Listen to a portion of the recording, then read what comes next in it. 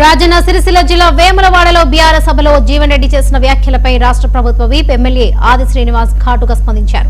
BRS సభను అబద్దాల ప్రచార వేదికగా మార్చారని విమర్శించారు. జీవన్ రెడ్డి వ్యాఖ్యలకు వైఎస్ఆర్ ఆత్మ ఘోషిస్తుందన్నారు. గత బీఆర్ఎస్ పాలనలో రాష్ట్రం అప్పుల పాలైందని, కానీ కాంగ్రెస్ ప్రభుత్వం హామీలను అమలు చేస్తూ అభివృద్ధి పనులను వేగంగా కొనసాగిస్తుందని తెలిపారు. వేములవాడ సిరిసిల్లలో రాబోయే ఎన్నికల్లో కాంగ్రెస్ విజయం సాధించడం ఖాయమని ఆయన ధీమా వ్యక్తం చేశారు.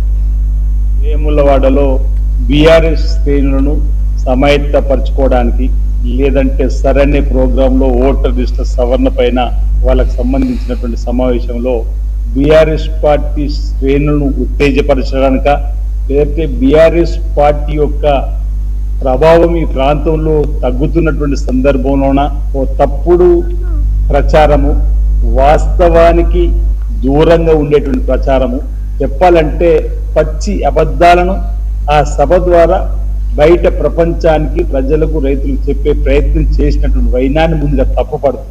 ఓవైపు కేటీఆర్ గాని కల్వకుంట్ల కుటుంబానికి సంబంధించినటువంటి నాయకత్వం అబద్ధాలను ప్రచారం చేస్తూ ఇప్పటివరకు మనుగడ కొనసాగించిన తీరును ప్రజలు గమనించిన వేళ ప్రజలు వాస్తవాలను గ్రహించి అధికారానికి దూరంగా 2.5 సంవత్సరాల క్రితం పెట్టినటువంటి సందర్భం మనం అందరం కూడా గమనించాం.